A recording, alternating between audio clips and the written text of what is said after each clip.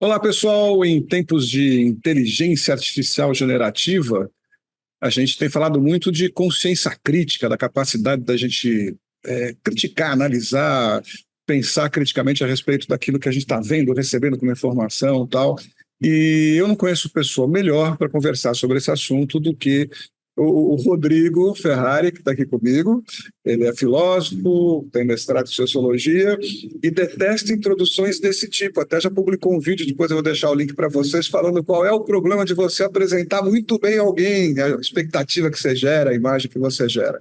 Não está publicado ainda. Aham, então, ó, em primeira mão, acabei de dar aqui um spoiler, né? Teremos um vídeo sobre isso do Rodrigo daqui a pouquinho também.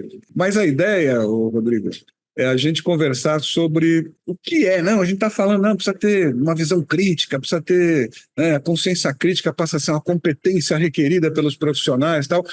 Que raio que é essa história de consciência crítica? Deixa eu fazer um comentário rápido. Eu converso bastante com o Rodrigo sobre os assuntos mais diversos, né, mais aleatórios do planeta, inclusive sobre esse. Então ele já me deu umas dicas assim, ó, tu tem que ler Adorno, Horkheimer. O ponto é o seguinte, existe uma escola crítica, ela é a filosofia atual. Não dá para falar de crítica sem retornar a esses autores canônicos do século XX que falaram sobre crítica, filosofia crítica. Literalmente esse é o nome. É o Adorno, é o Horkheimer, é um pessoal que a direita fala que é do mal marxista, quer destruir o mundo, e a esquerda não tem comentado. Então eles ficam meio desconhecidos ali, só o pessoal da faculdade estuda e tal. Mas são muito interessantes e deviam estar no meio do debate público aí. Mas quando vocês leem, vocês entendem mais ou menos por que não está. É porque ele ferra os dois lados. Tipo, a direita não pode conceder que a escola crítica é boa, porque aí ferrou. E a esquerda não pode conceder que a escola crítica é boa, porque a escola crítica critica exatamente o que está acontecendo com a esquerda. Então, ela seria a melhor arma da direita possível para fazer a esquerda ser criticada. Mas ela não pode reconhecer que é bom. E a esquerda fica quieta sobre isso, porque também. Então, assim, é um livro muito interessante, deixa eu ver se eu acho. Dialética do esclarecimento. O certo é Aufklärung, porque Aufklärung. esclarecimento é uma palavra muito complicada, você tem toda a razão. Esclarecimento é sinônimo de iluminismo. Iluminismo, era das luzes, esclarecimento. Aufklärung é o nome oficial é o nome alemão, Aufklärung, que é o ato de pôr luz na coisa para você enxergar direito. Mas tinha uma crítica aí, né, embutida nessas considerações do Adorno e do Horkheimer com relação vamos dizer, à visão do iluminismo, no sentido de não, a gente vai usar a razão para explicar as coisas, etc., né? E como essa visão iluminista ela é autodestrutiva, né? Ela leva a uma mitologização, consegui falar essa palavra, da própria ciência, do próprio raciocínio, da própria consciência, né? Exato, exato. O processo de esclarecimento leva ao desesclarecimento pelas próprias mãos. Em suma, em algum momento, você esclarece para quê? Para melhorar as suas condições, né? Para resolver problema. Em algum momento, o seu esclarecimento descobre uma falsidade, um desesclarecimento que é mais útil do que o esclarecimento. Tem um ciclo eterno, parece, de esclarecer, esclarecer, esclarecer, encontrar o lugar que é melhor do que o esclarecimento e desesclarecer. E depois voltar a esclarecer. Então, eu queria ler. Tem um cara que é muito bom, faz prefácio de todo mundo. Assim, um monte de livro bom de filosofia. Tem o prefácio e é traduzido pelo Guido Antônio de Almeida, professor de filosofia da Universidade Federal do Rio de Janeiro. Ele é muito bom e ele tem uma notinha de uma página. Queria dar uma lida, não sei se fica muito longo, você me interrompe. Não, pode ler, vamos lá, vamos embora. A tradução de Aufklärung por esclarecimento requer uma explicação.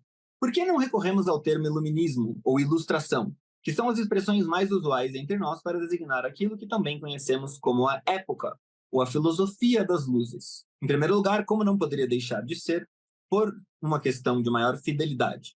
A expressão esclarecimento traduz com perfeição não apenas o significado histórico-filosófico, mas também o sentido mais amplo que o termo encontra em Adorno e Horkheimer. Porque o esclarecimento é um momento histórico, o Aufklärung, uma coisa específica. Mas existe também a palavra esclarecimento, ou esclarecimento, o ato de esclarecer. E eles estão falando deste ato, estão falando do esclarecimento em geral, além de falar especificamente, especialmente falando especificamente disso. É bom que se note, antes de mais nada, que Aufklärung não é apenas um conceito histórico-filosófico, mas uma expressão familiar da língua alemã, que encontra um correspondente exato na palavra portuguesa esclarecimento. Por exemplo, em contextos como Sexuelle Aufklärung, esclarecimento sexual, ou Politische Aufklärung, esclarecimento político. Nesse sentido, as duas palavras designam em alemão e em português o processo pelo qual uma pessoa vence as trevas da ignorância e do preconceito em questões de ordem prática, religiosas, políticas, sexuais, etc. Isso é o esclarecimento iluminismo oficial, verificado. Ora, o conceito histórico-filosófico está ligado ao sentido coloquial do termo, e não é por outra razão que foi escolhido como palavra de ordem e senha de identificação pelos espíritos esclarecidos modernos. Kant, como se sabe, define Aufklärung num texto célebre. Todo mundo tem que saber isso daí. Essa definição do Kant de esclarecimento é padrão, é tipo educação básica. Ele define num texto célebre, chamado O que é esclarecimento, não está escrito aqui, mas como um processo de emancipação intelectual resultando, de um lado, da superação da ignorância e da preguiça, de pensar por conta própria, e de outro, da crítica das prevenções incalculadas nos intelectualmente menores por seus maiores, superiores hierárquicos, padres, governantes. A ligação entre o conceito filosófico e a expressão coloquial é uma razão decisiva para a nossa tradução. Ele fala não só na tradução aqui, né, mas ele tá explicando essa questão. Como é que o Kant define isso? No texto do Kant, que é esclarecimento, ele fala: o esclarecimento é a saída do homem de seu estado de menoridade pelo qual ele mesmo é culpado. Tem 1000 traduções, mas é basicamente exatamente isso que ele fala. Eu até anotei aqui a palavrinha em alemão aqui, que é Andischkeit, ou algo parecido com isso, que na verdade pode ser traduzida como minoridade, mas principalmente como imaturidade, né? No sentido exatamente. E a ideia é, você precisa dos outros. Você precisa se apoiar em dogmas, em religião, em tabus, em autoridades formais, para conseguir saber coisas, confiar. Sabe isso de, tipo, se o cientista não carimbar ali que aquilo é ciência, você fala que a pseudociência é tudo mentira. Se as autoridades sancionarem o negócio. Ele está falando disso. O Kant veio antes ou depois do Adorno do Horkheimer? Antes. O Kant é um marco na filosofia. Todo mundo, depois do Kant, é kantiano. Mais ou menos. Tem os antigos. Sim, o Kant influenciou todo mundo, a ponto de, tipo, Foucault fez um trabalho sobre o Kant, sabe? O Kant está embrenhado na filosofia inteira atualmente. O Kant é um gigante, e na época dele era um gigante maior ainda. Mas vamos aqui, vamos avançar. O conceito histórico-filosófico está ligado ao sentido coloquial do termo, e por isso que ele escolheu. Ele leva super a sério essa questão da palavra exata da tradução. Então, ele remete a isso aqui, o segundo parágrafo. Que o que Kant quer dizer com Aufklärung é a emancipação de figuras de autoridade, dogmas, religiões, essas coisas. Tudo aquilo que não foi você mesmo, Robson Crusoe filosófico, que pensou por si mesmo, que descobriu a verdade com os testes e tal. É uma filosofia análoga à ascensão da ciência. Então, em Adorno e Horkheimer, o termo é usado para designar o processo de um desencantamento do mundo, pelo qual as pessoas se libertam do medo de uma natureza desconhecida, a qual atribuem poderes ocultos para explicar seu desamparo em face dela. A gente fica inventando deuses, o deus chuva, ou sei lá o que acontece. Isso é o esclarecimento. Começa assim. Começa com...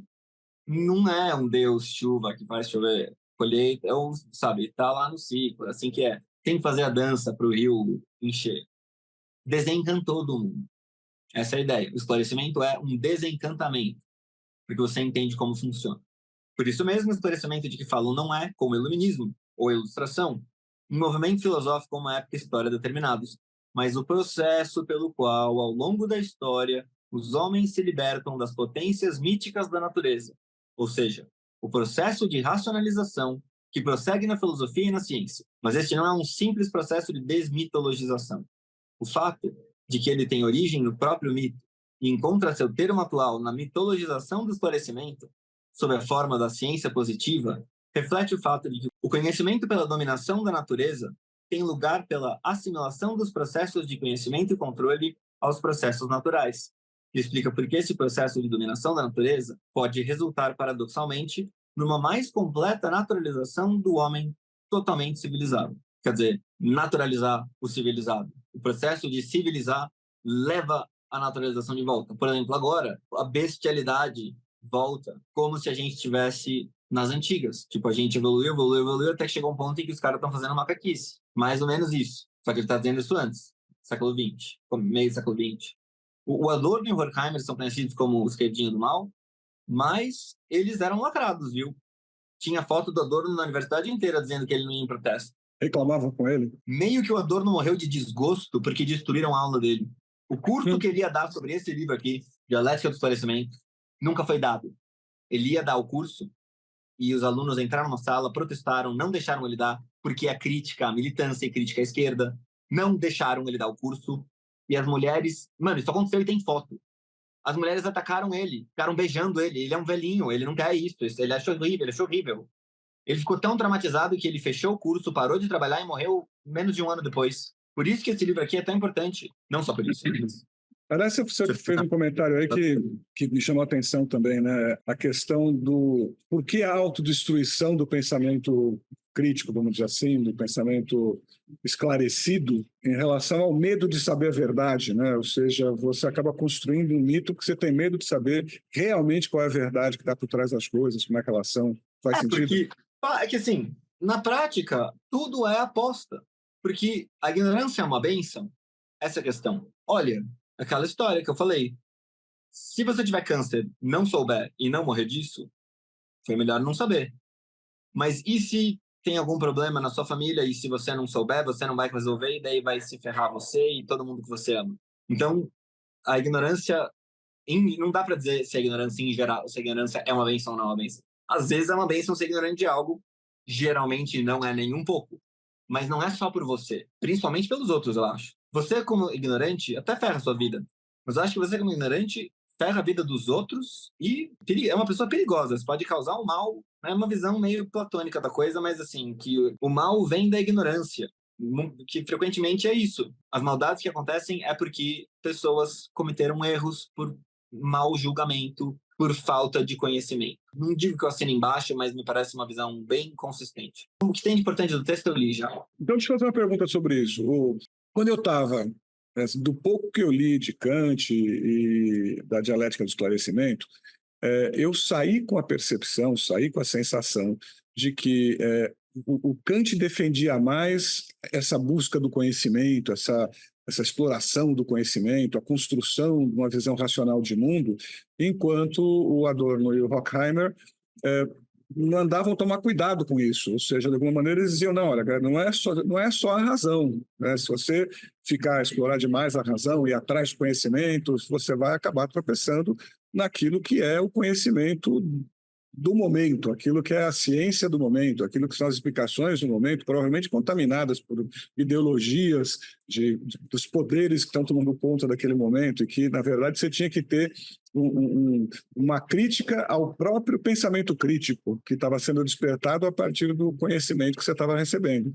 Exato. Mas é mais sério que isso. É assim, tem uma progressão. Você tem 3 marcos, eu diria. A gente está no próximo marco já. O primeiro marco é o Kant, com a crítica da razão pura. Ele fala, vamos estudar a razão, vamos utilizar a faculdade do intelecto para entender a faculdade do intelecto, vamos utilizar a faculdade do entendimento para entender o entendimento. É o primeiro movimento do esclarecimento. O segundo movimento do esclarecimento é a dialética do esclarecimento, que é aplicar de novo a razão a si mesma, revisando as conclusões que o esclarecimento tirou. Mas eles não são construtivos, a escola crítica. Eles são destrutivos. Por isso que eles são tão acusáveis de quererem destruir o mundo e tudo mais. Não, é só porque eles não têm muita fé em construir nada que presta. Eles, em geral, estão criticando as coisas e como todo mundo faz tudo errado. Eles reclamam. O Adorno é mó reacionário. Ele acha que jazz já é música degenerada. A galera fala que funk não é música. O Adorno falava que jazz já não era música. Só música erudita é música clássica. Era o hit do momento, era a música clássica, né? Não, então, o ponto é justamente esse, que você tem o Kant, que faz essa primeira crítica, o Adorno e o Horkheimer, que fazem essa segunda crítica, mas é mais o Horkheimer, eu acho, viu? Porque o Horkheimer tem um livro que chama Eclipse da Razão, muito bom, fala sobre o mesmo assunto e é sensacional. Tem muito overlaps, tem bastante a ver com o assunto do dialética do esclarecimento. O Kant também tem o Crítica da Razão Pura, né? Então, o Kant tem a Crítica da Razão Pura, uma geração. Um século depois, você tem Dialética do Esclarecimento, que faz um trabalho que é o trabalho do Kant, mas o trabalho do Kant vai acabar sendo destruir o trabalho do Kant. Porque a razão está nesse trabalho, de estar sempre tendo que se ressolapar para melhorar. E daí você tem um terceiro ponto ainda disso, que é o Peter Sloterdijk, que é provavelmente o maior filósofo vivo do mundo atualmente. É um nórdico, acho que é alemão, genial, e ele tem o livro Crítica da Razão Cínica, em que ele já vai criticar o que aconteceu depois da galera do esclarecimento. Ele é a continuação dessa história de, em nome do esclarecimento, a gente precisa arregaçar o esclarecimento que está sendo desesclarecedor. Nós temos que destruir o desesclarecimento que o esclarecimento está promovendo. Porque o esclarecimento descobriu que mentir é melhor, começou a desesclarecer, então para você esclarecer, agora você vai ter que lutar contra o esclarecimento. O esclarecimento é a palavra, mas ele também, de repente, é os agentes que encarnam ele. Você tem os esclarecedores. E esses esclarecedores é que vão começar a desesclarecer. E você vai ter que combater eles com esclarecimento, esclarecendo o desesclarecimento deles. Essa novela toda não remete a Platão, não? Eu tenho a sensação de que Platão já estava dizendo isso lá atrás. Tem um livro que chama Princípio da Matemática, muito bom, sobre... Tipo, ele responde por que 1 mais 1 é 2, sabe? Uhum. Não é simples a explicação. Tipo, muitas páginas para você saber por que 1 é 2, 1 mais 1 é igual a 2. Mas o Whitehead, que escreve esse livro com o Russell, ele fala: olha, talvez a filosofia inteira seja uma nota de rodapé da República do Platão. E é verdade. A filosofia inteira está na sombra do Platão, num nível... O Platão é um dos maiores indivíduos que já existiu, não tem a menor dúvida. Ele é monumental. A filosofia inteira realmente está imersa em Platão e anti-Platão. Não tem muito o que fazer. Você é Platão ou anti-Platão, e você está sempre imerso nas discussões dele. Não tem nada que ele não discutiu. Parece realmente que é isso. Essa é a impressão que dá. Eu sou um filósofo jovem, né? Tenho 38. Como filósofo, eu sou jovem. Eu já li muito. Olha, cara, nunca nada mudou minha opinião. O Platão era de outro mundo o nível dele. E eu acho que ele até é uma prova viva de que a vida rural clássica era melhor para a filosofia. Eles conversavam muito entre amigos, a vida inteira conversando. Isso eu acho que é o que mais aumentou a inteligência deles. A gente, hoje, vive um processo de atomização violento, em que os moleques já não conseguem nem mais fazer amigo. No aplicativo, para ficar com menina, você nem conversa direito. Não tem mais laços fortes entre as pessoas. E por isso a gente perdeu muito do nosso poder intelectual, porque a gente não está mais cercado de gente conversando sobre coisas inteligentes o dia inteiro. E quando está conversando, ainda tem a questão do policiamento da linguagem, das expressões, dos temas, né? Mas isso eu não sei. Eu talvez subestime, mas eu acho que não faz estrago, porque não faz muito estrago em mim. Eu só recomendo a todos que, sempre que você reconheça que está tendo um papo inútil, idiota, você não se meta e nem deixe o seu cérebro ir para aquele lugar, porque ele vai emburrecer, é infectado da burrice do papo. Você não deixa. Você não ouve, você vai embora. Não deixa te infectar. Tem aquela história de que você tem uma inteligência... É verdade isso. Uhum. Você realmente tem uma inteligência que vai tendendo a parear com as pessoas com quem você fala, o que é um perigo. Você não pode se associar com gente burra, senão você vai emburrecer. Mas como saber se aquilo que está sendo falado é uma coisa inteligente ou burra, vamos dizer assim, não? Só depois de entrar na discussão você vai saber disso, né? Sim. Por intuição. Geralmente, em alguns segundos, você já sabe se a conversa vai ser interessante ou não, mas às vezes você é surpreso. Mas geralmente, em alguns segundos, você sabe o que está acontecendo e se vai ser interessante ou não.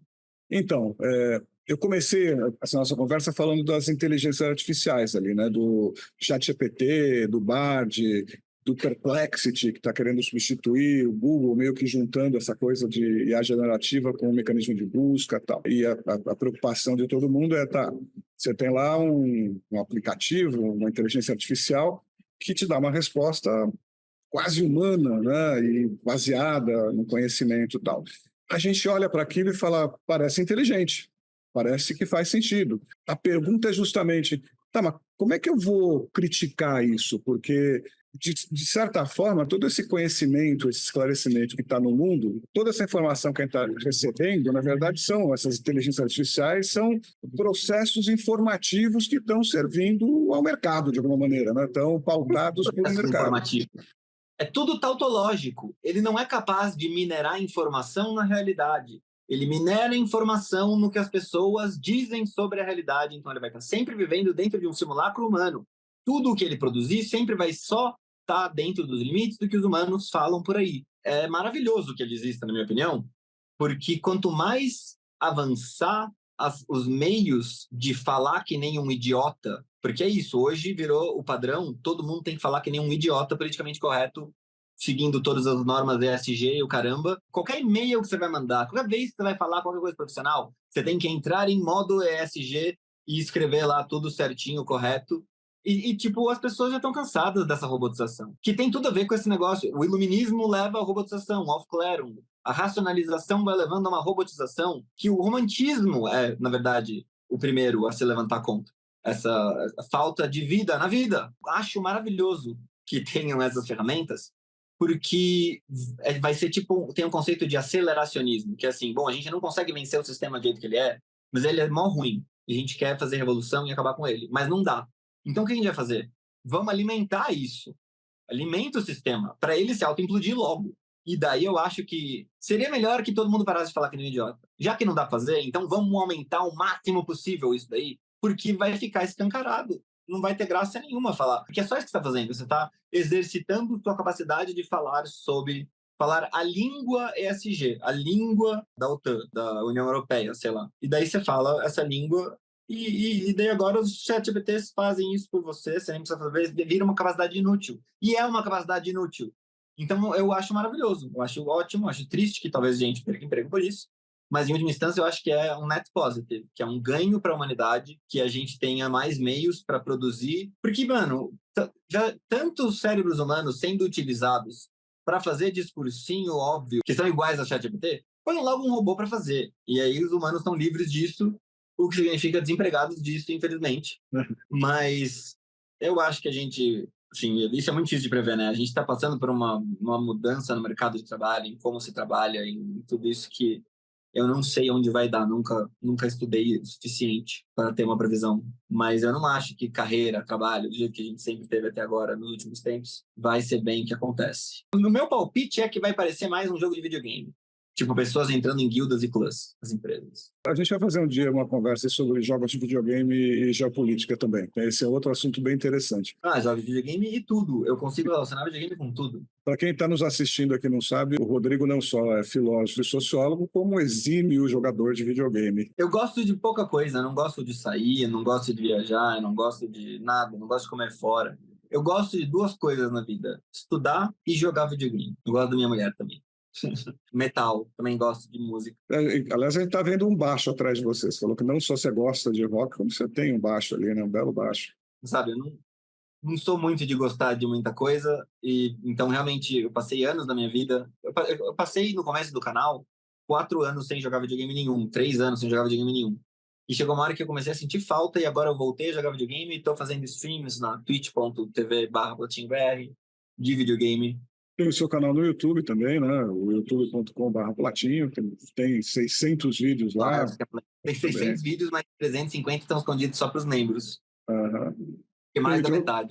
Então, olha, muito obrigado por esse esclarecimento todo, mas eu ainda fiquei com uma dúvida. Eu queria dar não vou dizer um conselho, porque acabei de fazer um post criticando a autoajuda, mas eu queria entender o seguinte, tá? Essa é a tua visão, o mundo está mudando, o trabalho está mudando, a inteligência artificial vai fazer parte desse pensamento que é um pensamento chapa branca aí, um pensamento... Para de fazer castração simbólica. Você está dizendo você está dizendo por mim o que eu estou dizendo, isso daí chama castração simbólica. Verdade. Não lhe castrarei mais simbolicamente, mas perguntarei o que a pessoa, o que cada um de nós deve fazer nesse momento em que já tem todo esse maquinário produzindo todo esse conteúdo, que é um conteúdo tal qual você criticou. Como é que a gente critica isso? Como é que a gente se relaciona com isso? O que a gente tem que fazer? Essa pergunta é errada. Como é que a gente critica? Que para que criticar? Você precisa se proteger disso. E é por isso que é o que eu faço no meu canal. Autodefesa intelectual. O que você precisa fazer é autodefesa intelectual. Você precisa fazer os exercícios mentais necessários para não se idiotizar junto com as idiotizações que acontecem por aí. Quais são esses exercícios? Você não pode confiar no que jornal fala, no que TV fala, no que mídia fala, no que os homens falam por aí à toa. Você não pode sair por aí reproduzindo qualquer coisa. Essa história de fact-check e tudo mais é uma coisa patética, só que, na verdade, é isso mesmo. Você precisa fact-check as coisas, você precisa ir atrás. Falta gabarito nas pessoas. As pessoas não estão indo atrás das coisas. Todo mundo tem que viver tão rápido. Todo mundo consome conteúdo que dura uma semana. Alguém terminou o namoro, aconteceu alguma polêmica ali. Aí o pessoal tem a discussão sobre o negócio, nem avança a discussão, já morre o assunto, já vem outra polêmica, e quando volta a mesma polêmica, já volta do zero a discussão e nada avança. Eu realmente acho que qual é a solução? Sai dessa bagunça que é as conversinhas normais das pessoas. Conversa de outro jeito, cara. Conversa como um ser humano. Esquece tudo que você ouviu de eleição e conversa de ser humano para ser humano. É isso que eu faço e é isso que eu recomendo que todos façam.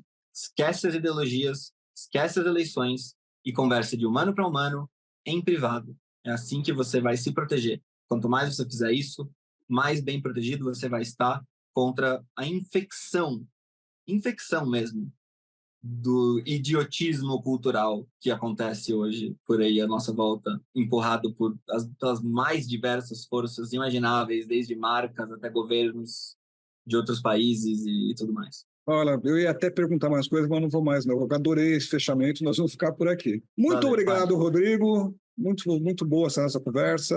Muito obrigado, o prazer é meu, uma honra conversar com o meu patriarca ao vivo. Vamos fazer outro papo, hein? Faremos vários papos, inclusive sobre tarô.